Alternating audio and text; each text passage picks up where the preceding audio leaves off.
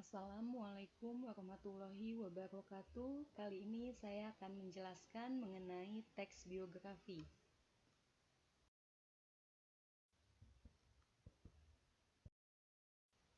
Biografi adalah riwayat hidup yang ditulis oleh orang lain. Sedangkan ada satu lagi namanya adalah autobiografi, yaitu riwayat hidup yang ditulis sendiri oleh tokohnya.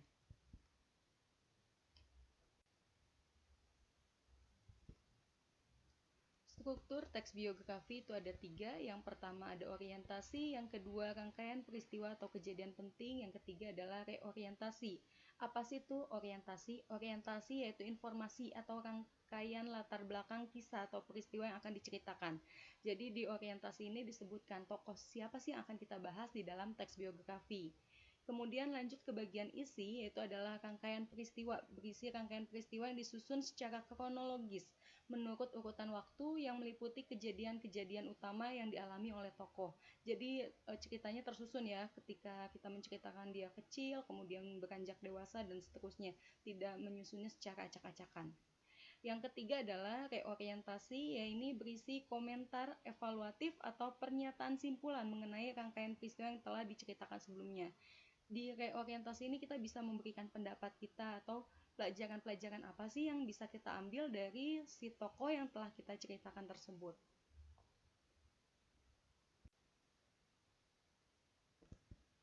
Di sini ada contoh teks biografi, yaitu teks biografi B.J. Habibie. Profesor Baharudin Yusuf Habibie dilahirkan di Parepare, Sulawesi Selatan pada tanggal 25 Juni 1936. Masa kecil Habibie dilalui bersama saudara-saudaranya di Parepare, Sulawesi Selatan. Sifat tegas berpegang pada prinsip telah ditunjukkan Habibie sejak anak-anak. Habibie punya kegemaran menunggang kuda dan membaca ini dikenal sangat cerdas ketika masih menduduki sekolah dasar. Beliau merupakan anak keempat dari 8 bersaudara, pasangan Alwi Abdul Jalil Habibie dan R.A. Tuti Marini Puspowardojo. Habibie yang menikah dengan Hasri Ainun Habibie pada tanggal 12 Mei 1962 ini dikaruniai 2 orang putra, yaitu Ilham Akbar dan Tarek Kemal. Namun ia harus kehilangan bapaknya yang meninggal dunia pada 3 September 1950 karena terkena serangan jantung saat ia sedang sholat Isya. Tak lama setelah ayahnya meninggal, ibunya kemudian menjual rumah dan kendaraannya dan pindah ke Bandung bersama Habibie. Sepeninggal ayahnya, ibunya membanting tulang membiayai kehidupan anak-anaknya, terutama Habibie. Karena kemauan untuk belajar, Habibie kemudian menuntut ilmu di Government Middelburg School. Di SMA, beliau mulai tampak menonjol prestasinya, terutama dalam pelajaran-pelajaran eksakta. Habibie menjadi sosok favorit di sekolahnya karena kecerdasannya. Setelah tamat SMA di Bandung tahun 1954, beliau masuk di ITB, Institut Teknologi Bandung. Ia tidak sampai selesai di sana karena beliau mendapatkan beasiswa dari Menteri Pendidikan dan Kebudayaan untuk melanjutkan kuliahnya di Jerman. Karena mengingat pesan Bung Karno tentang pentingnya dirgantara dan penerbangan bagi Indonesia, maka ia memilih jurusan teknik penerbangan dengan spesialisasi konstruksi pesawat terbang di Rheinland-Westphalen Assen Technische Hochschule (RWTH).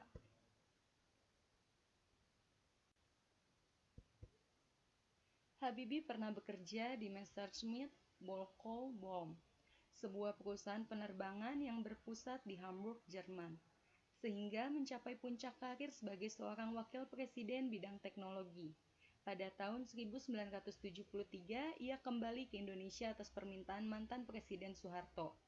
Ia kemudian menjabat sebagai Menteri Negara Riset dan Teknologi sejak tahun 1978 sampai Maret 1998. Sebelum menjabat sebagai presiden pada 21 Mei 1998 hingga 20 Oktober 1999, B.J. Habibie adalah wakil presiden pada 14 Maret 1998 sampai 21 Mei 1998 dalam Kabinet Pembangunan 7 di bawah Presiden Soeharto. Ia diangkat menjadi Ketua Umum ICMI, Ikatan Cendekiawan Muslim Indonesia, pada masa jabatannya sebagai menteri. Sementara itu, penghargaan bergengsi yang pernah diraih Habibie diantaranya Edward Warner Award dan Award von Karman yang hampir setara dengan hadiah Nobel. Di dalam negeri, Habibie mendapat penghargaan tertinggi dari Institut Teknologi Bandung (ITB), Ganesha Raja Magala Bhakti Kencana. Langkah-langkah Habibie banyak dikagumi, penuh kontroversi, banyak pengagum, namun tak sedikit pula yang tak sependapat dengannya. Setiap kali peraih penghargaan bergengsi Theodor van Karman Award itu kembali dari habitatnya di Jerman, beliau selalu menjadi berita. Habibie dilantik menjadi presiden pada tanggal 21 Mei 1998. Kemudian, Habibie mewarisi kondisi keadaan negara kacau balau pada saat pasca pengunduran diri Soeharto pada masa Orde Baru sehingga menimbulkan maraknya kerusuhan dan disintegrasi hampir seluruh wilayah Indonesia. Segera setelah memperoleh kekuasaan, Presiden Habibie segera membentuk sebuah kabinet. Salah satu tugas pentingnya adalah kembali mendapatkan dukungan dari Dana Moneter Internasional dan komunitas negara-negara donor untuk program pemulihan ekonomi. Dia juga membebaskan para tahanan politik dan mengurangi kontrol pada kebebasan berpendapat dan kegiatan organisasi. Pengangkatan B.J. Habibie sebagai presiden menimbulkan berbagai macam kontroversi bagi masyarakat Indonesia. Pihak yang pro menganggap pengangkatan Habibie sudah konstitusional. Hal itu sesuai dengan ketentuan pasal 8 Undang-Undang Dasar 1945 yang menyebutkan bahwa bila presiden mangkat, berhenti atau tidak melakukan kewajibannya dalam masa jabatannya, ia diganti oleh wakil presiden sampai habis waktunya. Sedangkan pihak yang kontra menganggap bahwa pengangkatan B.J. Habibie dianggap tidak konstitusional. Hal ini bertentangan dengan ketentuan pasal 9 Undang-Undang Dasar 1945 yang menyebutkan bahwa sebelum presiden memangku jabatan, maka presiden harus mengucapkan sumpah atau janji di depan MPR atau DPR. B.J. Habibie memiliki otak yang sangat jenius.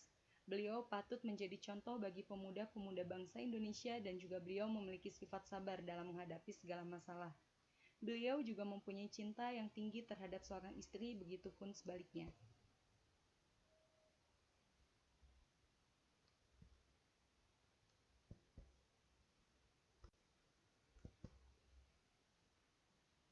Tadi sudah dibacakan contoh dari teks biografi, selanjutnya mengungkapkan kembali keteladanan dalam teks biografi. Fungsi dan manfaat dari teks biografi atau buku biografi yaitu bahwa agar kita lebih mengenal tokoh beserta latar belakangnya, sehingga dapat menambah wawasan kita tentang tokoh tersebut.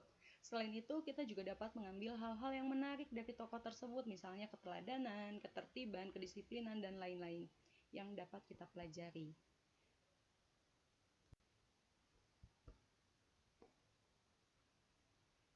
Ciri kebahasan teks biografi yang pertama menggunakan pronomina. Pronomina ini adalah kata ganti. Sebenarnya kata ganti itu ada 3 ya, kata ganti benda, tempat, dan orang.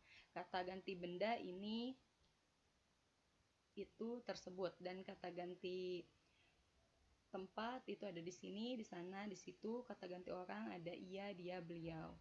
Yang sering digunakan di dalam teks biografi itu adalah kata ganti orang dengan kata ganti tempat.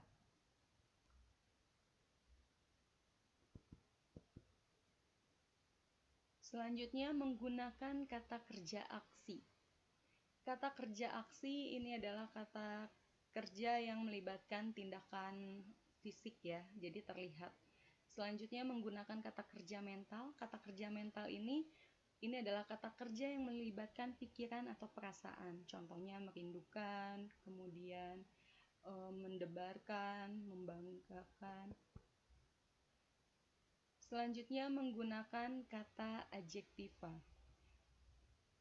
Adjektiva ini adalah kata sifat, contohnya baik, penyabar, besar, kecil. Menggunakan kata kerja pasif. Kata kerja pasif ini adalah kata kerja yang subjeknya dikenai pekerjaan. Biasanya kata kerja pasif ini adalah predikatnya menggunakan imbuhan di. Contohnya dilahirkan, dipanggil, dipakai, disekolahkan. Nah, yang berawalan di itu biasanya adalah kata kerja pasif. Menggunakan kata sambung atau kata depan ataupun nomina. Jadi di dalam teks biografi ini ada konjungsi atau kata penghubung, kemudian ada kata depan. Kata depan ini seperti di, ke, dari, yang seperti itu untuk menambahkan keterangan tempat biasanya, ataupun nomina. Nomina ini adalah kata benda. Kata benda itu bisa nama orang, kemudian bisa juga memang benda, meja, kursi, dan lain sebagainya. Mengapa sih kita belajar teks biografi? Karena belajar dapat diperoleh dari apapun dan dari siapapun, termasuk dari pengalaman hidup orang lain. Demikian penjelasan dari saya, semoga bermanfaat. Wassalamualaikum warahmatullahi wabarakatuh.